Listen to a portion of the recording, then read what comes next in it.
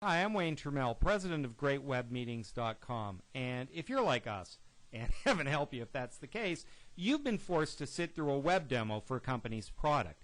And if our research is true, over half of those demos didn't accomplish what they were supposed to. In fact, the phrase most often used, and I quote, is they sucked.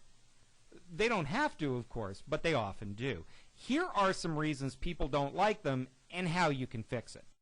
Call them what you will. Webinars, web demos, web meetings, virtual meetings, they all have their uses. Good ones can save you and your customers time, money, and be great ways to qualify an account before you have to send someone to a prospect site or they have to set aside half a day for a personal visit. And when travel budgets are tight and no one has enough hours in a day, those are beautiful things. On the other hand, bad web meetings can waste everyone's time at best, and at worst, have them praying for the sweet release of death. Why do people hate web demos? Well, frankly, it's mostly our fault as presenters. Our research shows 3 reasons people think web meetings suck. The technology didn't work. You've been there. Screen freezes, client can't get on at all, or it just works really slowly. The meeting was too long and had too much useless information. This, by the way, the #1 complaint of customers by far.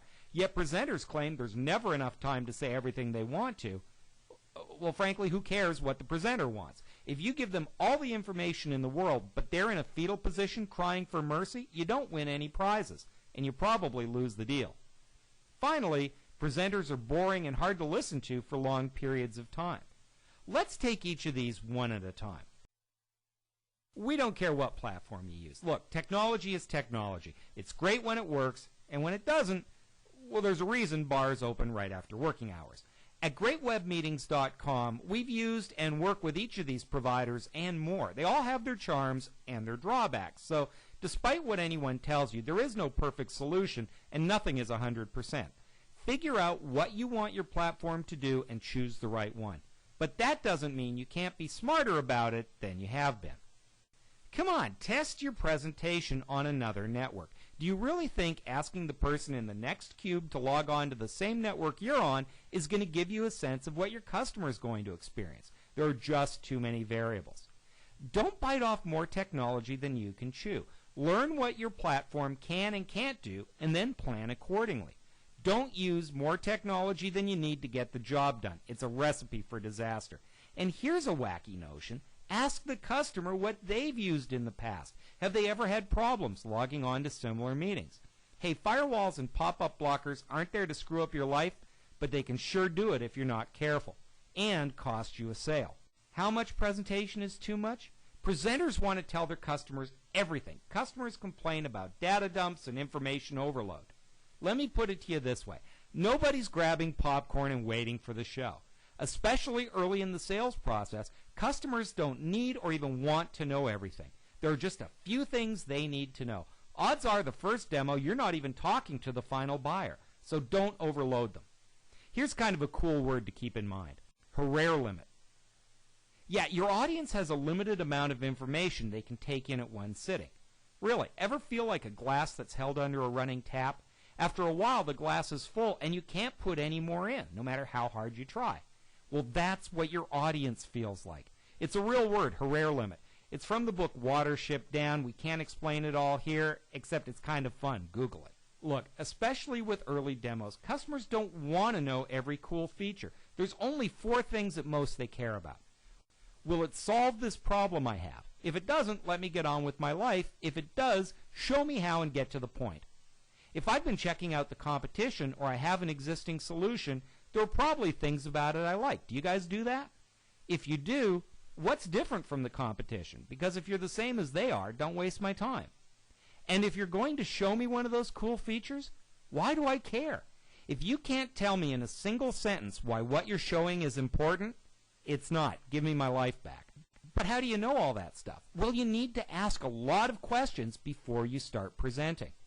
And then tell the customer what you're going to cover and check to make sure it meets their needs before you start. Ask the customer what they want to see and then get to it as quickly as you can. And don't make them hold their questions till the end. Let them ask the questions they want the answers to. It's going to save you both a lot of time and hassle. Finally, have you ever been in a sales presentation where the presenter was just plain boring? Now imagine you can't see the presenter at all. All you've got is their voice over a telephone, some pictures on a screen, and a big stack of email and distractions that keep growing. You not only have trouble concentrating, you want to gouge your own eyes out. Probably not how you want your audience to think of you. So here are some tips for being a better presenter. Have notes, but don't read from them. You don't want to sound like you're reading, but you do want to know what you're going to say. A constant stream of uhs and ums distracts from the message and makes you sound less professional. You have to sound like you believe in it as much as you really do. One way to avoid the ums and ahs is to not talk while you're moving the mouse. Don't talk for long periods of time without talking to your customer. Ask questions so you can get to what's most interesting to them. When people complain about meetings being boring and too long, it's mostly because you're talking about things they don't care about. And if your platform permits it, share applications and let them drive. Would you buy a car you haven't driven yet? Why would you spend thousands of dollars on software you've never used? So, once again, we promised you 3 tips. Choose the right technology, then test it and practice. Plan the shortest possible presentation that answers their questions as quickly as you can. And keep it interactive. Let them tell you what's interesting. If you want to use these tips, here they are for you free of charge. If, on the other hand, you want professional help analyzing where you and your team are and developing the skills to use web presentation tools, that's what we're here for. If you visit us at www.greatwebmeetings.com, you'll see that we offer webinar training and consulting, as well as skill building and coaching on basic web presenting, facilitation and training, and most importantly, conducting great web demos. Stop by greatwebmeetings.com. Check out our free downloads and our other tools. We can't promise your web demos will be perfect or 100% brilliant, but they can suck less, and that ain't a bad thing.